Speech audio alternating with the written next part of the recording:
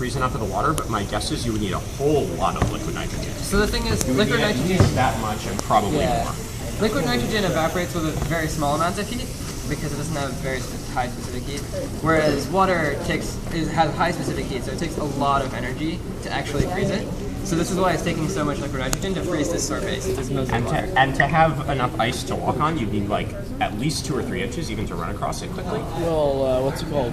Supposedly, it wasn't that he was running on ice; it's that the viscosity was much. Well, I don't know of any such effect.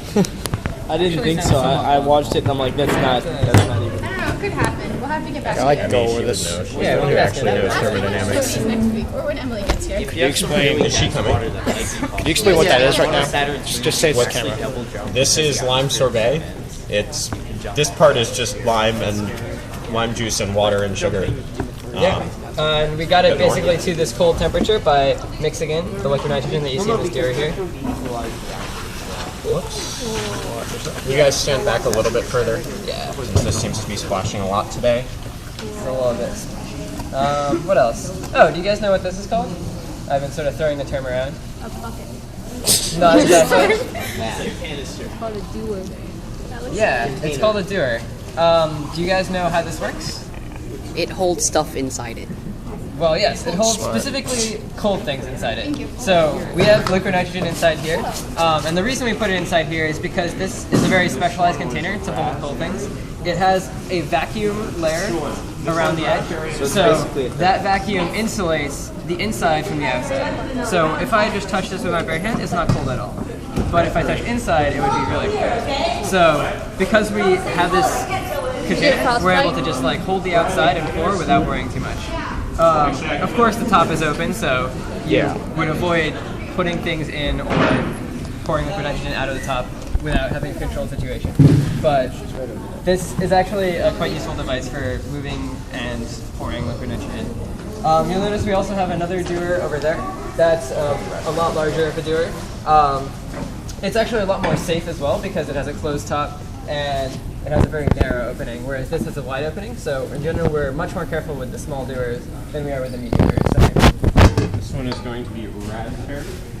raspberry, nice, awesome. And so we actually also have a large doer upstairs, and that's where we're getting our medium doer filled from. And that is a lot larger, and it's I'm going to start with this much. kept quite some more. All right, we'll take it a little bit slow. Yeah. So if you guys haven't got ice cream yet, it's on the counter over there. Hello, raspberry. Lime sorbet, there will be raspberry ice cream shortly. Fantastic. And we will be continuing to make it.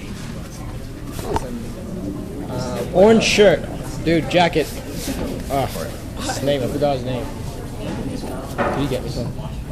Please. Smile, you're on camera. I need to keep recording. Seriously. It's really sour. Just please.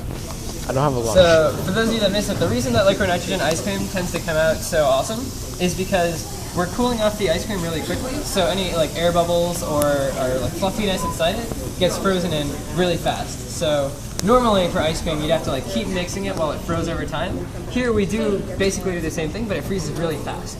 So we get nice fluffy, rich ice cream, and hopefully you guys can taste the difference. Need one?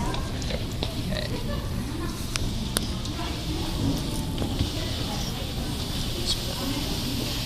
So how does it stay like as a liquid inside of that? So you actually can't quite see any water vapor coming off of here because the air inside here has cooled off quite a bit, but the liquid nitrogen inside is evaporating over time.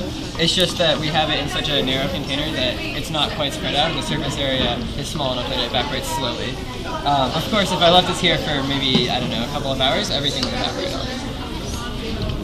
But when we pour it into the ice cream, on the other hand, it's suddenly very spread out, and it gets in contact with all the warm cream, and that evaporates it really fast.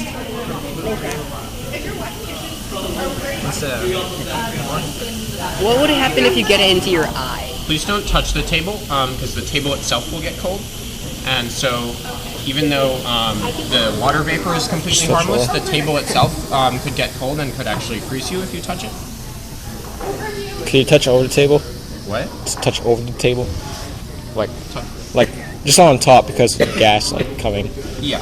Be careful if it starts splashing a lot. I'll ask you to step back a bit, but you can sort of be where the water vapor is. That's fine. What happens if we get injured from liquid nitrogen?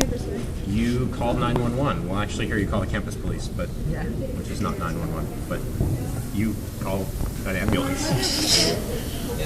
I mean, so it actually turns out that the major danger with liquid nitrogen is not getting it on bare skin, contrary to what you might believe. I could touch this liquid nitrogen for maybe half a second or 2 seconds without burning myself. And the reason is because the liquid nitrogen that touches my skin evaporates off really quickly and forms a cushion of nitrogen gas. And that insulates my hand then. The danger with liquid nitrogen is if it soaks in your clothes, because then the liquid nitrogen won't be separated by that buffer of gas. The clothes will sort of trap it to you, and that's how people tend to get burned. So you want to avoid spilling liquid nitrogen on on clothes. In particular, when you're pouring liquid nitrogen, you should either be wearing closed-toed shoes to protect your feet, or you should be barefoot, as opposed to wearing socks. If you're wearing socks, that's the worst possibility. Going barefoot is actually better than wearing socks. Would your skin turn black? If you get frozen? Yeah. So getting frozen... I don't know. I've never seen someone get frozen and don't intend to. No, it would just be like a regular burn. Yeah, it's basically like a burn. It's Yeah, just damaging your the skin tissue. turns red, and then like if you burn severely, it could come off. Fun.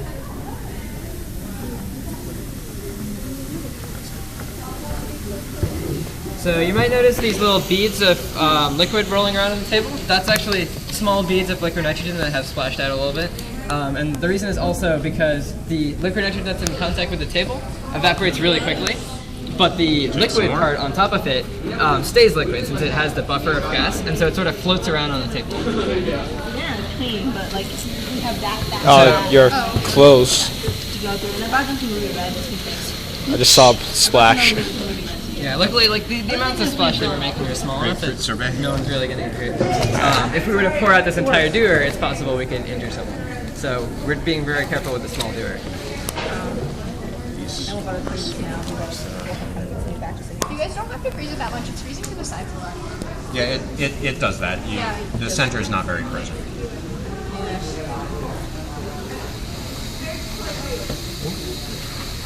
Oh, the rolling things.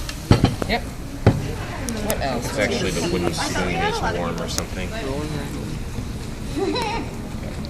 also thought it was going to be good. Yeah, I think that's good enough. We should just make more. Alright, yeah, so if you